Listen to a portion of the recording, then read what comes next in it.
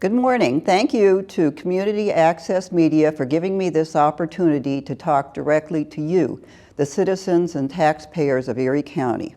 I am Mary Schaaf, your Erie County Controller, your watchdog who protects your tax dollars from waste, fraud, and abuse.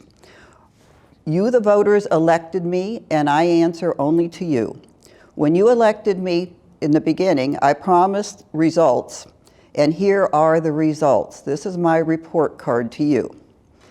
So far, I have saved the taxpayers of Erie County over $6 million since taking office in 2012.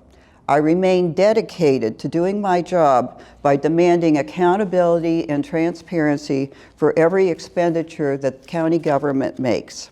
I know how hard you work for your money, and so do I. The $6 million in savings resulted from my investigations into numerous areas of county expenditures. This has led not only to the savings of money, but also new policies and controls ending past practices. One of the first past practices that I encountered as controller was realizing that the county had been calculating pension benefits by adding in what they called vacation buyback. In other words, employees who don't use their vacation days can sell them back to the county when they're ready to retire.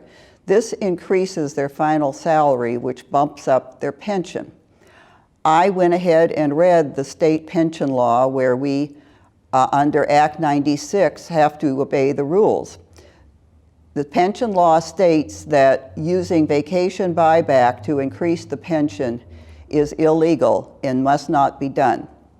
As secretary and board member of the pension board, I immediately went to the solicitor and the board and had this practice stopped. So that alone has saved the tax dollars approximately $4.3 million projected over the next 20 years, and could be even more. Unfortunately, this practice had been going on for 40 years or more, and that cannot be changed. But going forward, it no longer is occurring. The next thing I learned about was loss of inventory, such as laptop computers at the 911 center. I was given a fraud hotline tip telling me that there were many missing items at the 911 center. It was open to the public as well as to the employees. When I learned of this, I went out to the 911 center and met with the director. We initiated putting in new security measures at the center and limiting access to county property. This was not just an issue, and that was hundreds of thousands of dollars of equipment that was missing. This was not just an issue at the 911 center, I discovered. It was also an issue with the entire inventory for the county. As controller, I have to sign off on inventory every year. And also, my office is to receive disposal forms if something is going to be disposed. We check against the inventory with our disposal forms, and we found that many of the items which were being listed on the inventory as so-called missing or disposed did not have paperwork supporting that. I went to the administration. I refused to sign off on the inventory sheets until the administration put a new inventory policy in place in which now both the employees and the directors of the departments are held responsible for missing or lost or taken inventory. This is millions of dollars that we're talking about that the county spends every year for inventory. Now everyone is being held accountable, and we've installed an RFID system, a radio frequency identification system, which saves time in taking inventory and makes it easier to document. The other item that occurred, an instance, was a fraud report that I received regarding the theft of ammunition from the county prison from the armory. I met with the warden at the time and the deputy warden. went over the monthly inventory sheets of the ammunition, and discovered that the armorer was committing theft, and also there was another employee who was putting out time cards which no one had actually worked during that time. So my investigation into the prison eventually ended up with these employees being terminated. They were actually charged with theft and did what we call ARD. And new policies were put into place, new security measures at the armory, who had access to the ammunition. My office receives monthly tallies of the ammunition, and we audit how much was purchased and how much was actually used. My staff then goes to the prison annually, and we physically count the ammunition and the guns and other items in the armory. So it is now very secure. Another issue that I became involved in is the bids and RFPs that the county receives from vendors. I believe highly in competitive bids. My office, as controller, receives and opens the bids. Bids are read publicly, and the lowest bid is to be awarded. We also receive the request for proposals, or RFPs. Now, this it has to be adhered to strictly. And if it's the lowest bid, that's what the county has to accept and pay for the services. In one instance, I had received a low bid of $36,000 for a new program called Up for the Job. However, when it was presented to county council by the county executive, all of a sudden the number was over $100,000. I immediately notified council, and the contract was signed for $36,000, not the $100,000. So I keep track of what we received as the bids, and I keep track of the contracts to make sure that that money matches on both. We also do audits to ensure that vendors adhere to the contracts and that the finance department pays the correct amounts. I found another vendor who was being paid monthly payments without doing any services for over a period of about 12 years. Once I produced this evidence, the contract was terminated with that vendor. However, unfortunately, it cost the county about $60,000, but going forward, we're no longer paying that. GCAC, many of you read in the paper where Councilman Brenneman asked me to do an audit of GCAC of the gaming fund monies that were given to GCAC. What I found was that much of that money was going towards gifts, dinners, tickets, and other things for board members, not to the needy folks who that money was intended for.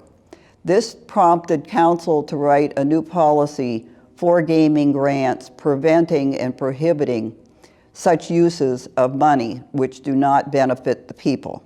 I continue to audit all county grant monies, which is your money. My office and staff have been working with the tax collectors of Erie County since I came into office, making sure that proper tax control procedures and compliance with state law are taking place. Recently, there was an instance with an Elk Creek former tax collector who had not made refunds to citizens when there were duplicate payments by the mortgage company as well as the homeowner. We provide education to the tax collectors, and I met immediately with the new tax collector at Elk Creek and ensured that the proper controls were in place, that this would not happen in the future. We're actually meeting with the tax collectors later this week. My report of fraud at the Office of Children and Youth to the State Auditor General, D. Pasquale, back in 2016, resulted in his finding of $17 million over a period of 5 years, which was paid out to providers. However, there was no evidence that any children benefited from the $17 million. He then directed his staff to audit every Office of Children and Youth in every county across Pennsylvania. it turned out, when I had looked at it, that the OCY in Erie had not been audited from 2008 through 2016, nor had the other counties. His predecessor as Auditor General had eliminated the auditing of children and youth services. Because of what I did in Erie, now all counties are being audited and complying with the state laws to make sure that children are benefited. I recently proposed to the county administration how to save $180,000 a year in annual storage fees by utilizing existing county buildings such as Pleasant Ridge Manor East. There's no reason to be paying outside vendors if we can move it into our own buildings. And also, much of the items I found were junk, which need to be thrown out. I established the anonymous fraud, waste, and abuse hotline, which is on the county website, so that I can receive reports anonymously, which will help me lead to these investigations, such as the theft of the ammunition and the 911 center missing laptops. I recently received from the State Department of Corrections a check for over $36,000 for reimbursement for the trials of prisoners who committed crimes while incarcerated at the Albion State Prison. This had never been done before. When I learned that in 2001, the county of Erie was included with other counties that had state prisons, that we were entitled to reimbursement. So I went ahead and coordinated with all the departments. Let me read you what Court Administrator Bob Catalti stated. He said, "This is the first time somebody has consistently and diligently examined what the county was entitled to and coordinated the efforts from all departments to submit the information so we could properly reimbursed." Sheriff Loomis said, "It saved everybody, taxpayers, money all the way around." I have saved the county pension plan considerable money by eliminating third-party consulting fees, where this was unnecessary added expense, and it totaled over $700,000 in a period of time from 2005 to 2016. I had to keep pounding away at the pension board to stop these payments, which are unnecessary.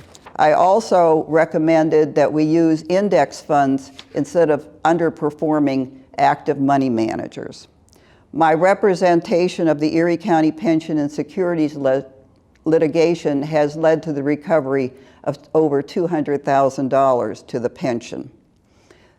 The county taxpayers pay for the pension as well as the employees. So it's extremely important to make sure that it is run efficiently and we get the best returns. I also worked with the public defender on making sure that we had a veterans court to honor our veterans who served our country, who had committed nonviolent crimes, and to cut the cost of incarceration.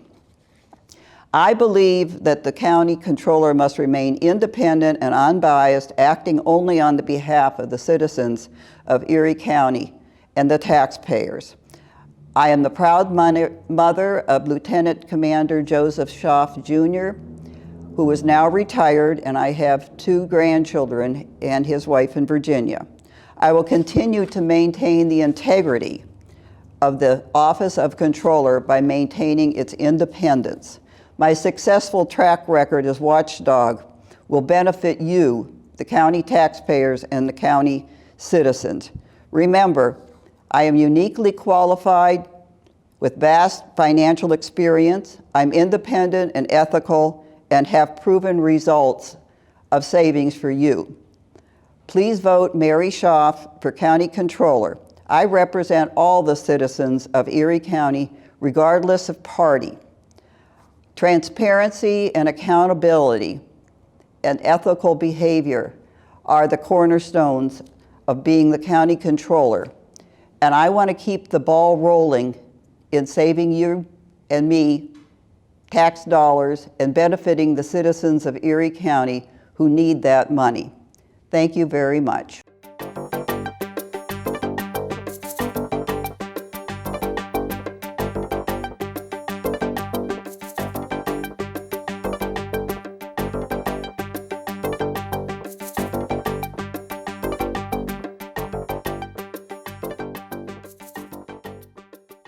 Hi, I'm Jim Wirtz. I'm the chairman of the Erie County Democratic Party, and I'm joined today by Kyle Faust, our Democratic candidate for Erie County Controller. Kyle, you are an experienced campaigner and a longtime public service. But for those who are unfamiliar with you and all that you've done here in Erie County, why don't you tell us a little bit about yourself? Sure, and thank you for being with me here today. I've been a lifelong resident of Harbor Creek Township and Erie County, obviously. This is a community that I've really been invested in. When I was younger, after graduating from college, I went to Harbor Creek High School, graduated with a bachelor's degree from Mercyhurst College, had some opportunities to move away, and I just couldn't do it. I come from a big family. All of my friends are here. And I just enjoy what Erie has to offer, Erie County has to offer so much that I just didn't want to move away. So I decided to fully vest myself in this community. I've enjoyed the public service aspect of it. I got a master's degree from Edinburgh University. I went on to get a doctoral degree from Duquesne University in educational leadership. I have one son who's 11 years old, who's really my pride and joy. And you never know what kind of twists and turns life will take. I'm also going to get remarried in September, and I'm really looking forward to that. And I'll have two stepdaughters come fall, so it'll be a real interesting experience. Well, congratulations on all of that.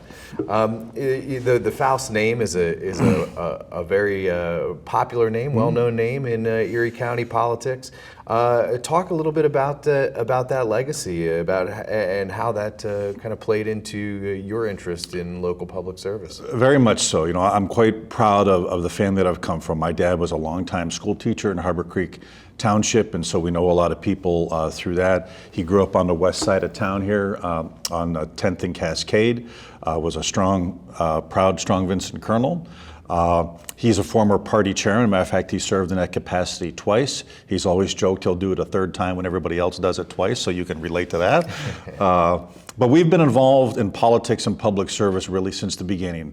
You know, I went to my first political event when I was about 3 days old. My son went to his first political event when he was about 3 days old. Election day for us was like the 7th game of the World Series, the Super Bowl, and Christmas Day. It was a big event. We knew the candidates. We paid attention to what was going on in our community. And when I got to be in my mid-30s, that's really is what propelled me on to say that I want to be a public official. I want to make my community better. At that time, you know, like most people, maybe my only real contribution was being a regular voter. And I felt I needed to step up and do more at that time, especially with what was going on in our community at that time. In 2003, you decided to run for Erie County Council. Talk to me a little bit about that decision, and talk to me about what you think that position has meant for you since that time. It's been one of the most rewarding experiences of my life. At the time in 2003, we were curtailing library branch services, and as an educator, I really felt that was terrible. And I give everybody a little bit of history lesson if they don't know. This country during the Great Depression, the greatest economic calamity of our history, we closed 0 public libraries. And so at a time of relative prosperity anyway, for sure, not for everybody, the fact that we were closing library branches was just something I thought was a bad sign for your community. We had gone through a reassessment at that time, which I felt was necessary. It was court ordered, but I think in the end it was the right thing to do because it was 30 years out of date. But the reassessment appeal process was really a mess, and so I helped straighten that out a little bit. And then also, again, as a progressive Democrat, our Human Relations Commission had been disbanded by the current administration at that time anyway. And again, as a community that wants to broadcast to visitors and future residents and future businesses to come to this community to say that you just don't care if people get discriminated against as much as you should. I just felt that was a real bad sign for our community. And I'm proud to say that within the first about year and a half, we really rectified all 3 of those problems. We started to fund the library branches at a level where they were much more amenable to the times that the community needed it. We eliminated the appeals fee for at least a year, so it was a little bit easier for people to appeal those fees. And we were able to find some grant funds, and ultimately that transferred into funding the HRC into the county budget. That is now a county agency that is there to help people if they feel they've been discriminated against. They have a local outlet to try to resolve that. I think one of the great accomplishments of the last few years has been the solvency of the county pension plan. And obviously pensions can be a hot button issue in politics, but Erie County is often known as having one of the strongest pension systems in the state, and that's due in part to your leadership and Democratic leadership on county council. Very much so. Since the Democrats have taken over the majority on the county council and therefore on the retirement board, we have doubled the size of the Erie County Retirement Fund. It now stands at about $270 million. It's 98% funded. That is really unheard of across this state. We are as healthy as far as our retirement fund goes as anybody. Our total fiscal position for Erie County is as strong as anybody's across the state. Our bond rating and our position is stronger than the state. And that has to do with the leadership, I think, that I've helped provide, but working with my colleagues on county council and previous administrations. And on the retirement board in particular, you have to weigh, there's always a cost-benefit analysis. There's always a risk analysis you have to do. Are you going to invest in a particular feature that you could make money on? Is it worth doing that, or the potential loss, a little bit too deep? And I'm proud to say that we've gone into two things here lately, private equity and private real estate. That private equity especially, not to get too deep into the woods, but that helped really soften the blow last fall when the stock market really tanked in the late fall. That helped minimize our losses, because all of our money, or at least not more of our money, was in the regular stock market. And those are the types of decisions that I've made to help diversify that fund that my opponent has not, and I think it's something that I think the voters should be aware of. Well, let's try to help. We always call these municipal races low information races, because a lot of times people just don't know what the job is of all these titles on the ballot. Why don't you tell the viewers a little bit about what it is the county controller does? Well, the county controller is essentially the fiscal watchdog of the county budget. You know, they work with all the different departments to make sure that things are reconciled properly, and that, you know, if purchase orders are being processed, what is supposed to be purchased is purchased, et cetera. And what I think has not occurred really for far too long, not even just under this current controller, is that there's been a spirit of confrontation rather than cooperation. To be able to really root out problems within the budget, you have to have a cooperative dialogue with every department. And that doesn't exist to the degree that it should. That's one of the things that I've been proud of as a county councilman that I want to take to the controller's department, the controller's office, is that I think I've always worked cooperatively with my colleagues. Now, I haven't been afraid to speak out, and in some cases speak out quite loudly if I feel something is really going wrong.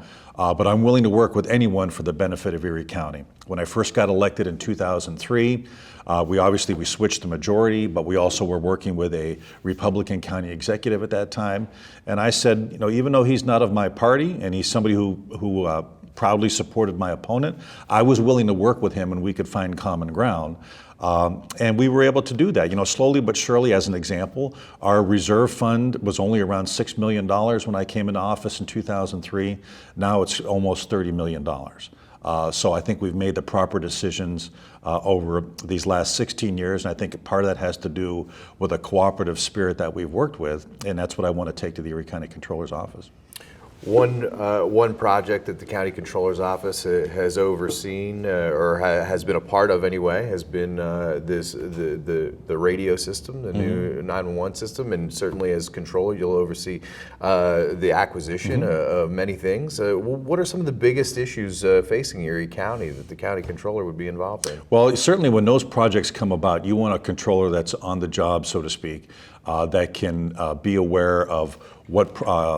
what equipment should be purchased, and where are cost savings be made. And my familiarity with that particular project, I think, is really going to help. It's about a $20 million project that I think is going to be the most important step we've taken in this community for public safety in the history of Erie County. And that started again quite some time ago in 2003 when the Public Safety Department really wasn't much. We built a public safety center to really sort of to up our game in Erie County, and this is just the next outcrop of that. And I think anytime you can continue to invest in economic development projects to keep this economy strong. We have been integral in the Bayfront development at the county council level anyway, because we have backed the bonds that have helped build the 2 hotels. And that could not have been done without the strong financial position that the county was in that's been instituted in particular since 2003 when I took office. And again, that type of attention to detail and your eye on what's really important, I think is going to help when I'm in the controller's office. You've been out all over the county meeting voters. Obviously, your county council district is in eastern Erie County, but you've been making your way across all of Erie County. What's been the response that you've heard from folks about your interest in this position, and tell us about some of the support that you have countywide? Well, I've been very encouraged by what I've seen so far. I think people like the fact that I'm a leader on county council. Really, I've tried to be a leader no matter what I've done in my life, whether that be on county council. I think being an educator is a leadership position just in and of itself. I've been a leader on the athletic field when I've participated in athletics. I still do. I've been an elder in my church a couple times. So I've tried to definitely be a leader and try to shape the future of what I've been involved in. And people like that. They also like the fact that I'm fair, that I'm willing, even though I'm a proud Democrat, I've never flinched at saying that at all, even in front of Republican crowds. I'm willing to work with the Republicans when we can find common ground for the benefit of Erie County. And I like the fact that I'm active, that I'm not just seen during election time. I'm out in my community every day. They see me at the grocery store. They see me in department stores. They see me at community events. They see me at Jerry for baseball games. They see me at football games. And they want to be able to see that their elected officials are not only active, but that they're accessible. Anybody can come up to me and ask a question, and I've always been proud of that we can have a dialogue about that. And I've also been very proud of the support that I've gotten from working men and women across this community, really since I began in public service. At this point, I already have the official endorsement of AFSCME Council 85, and I expect more and more of those endorsements to come. Would you support the middle class and the working class of your community? That's where you're going to have the greatest impact, because you essentially start from the middle and work out. I think that's where good public policy starts, and that's why I've been rewarded with those types of endorsements. Kyle, thank you for your service and your commitment to Erie County, and I'm sure that this session has helped you reach more Erie County voters. Any last words? Just thank you for your time, and thank you for your service to the Democratic Party. This is an important race that we have upcoming. I think I'm the best qualified candidate, or else I wouldn't bother to run. I think we need somebody who's on the job in the controller's office every day, looking at the issues that are important, and really has a knowledge of the county budget to be able to detect things that, some people may tell you a story that they want to try to get by on something. They're not trying to cheat, but you just are going to be more familiar with what really is what's going on with that budget, and I think I can deliver that for the people of Erie County. This is a county-wide race, so even though this is on cable access in the city, you are eligible to vote for this race, and I appreciate your support and consideration on Election Day. Thank you.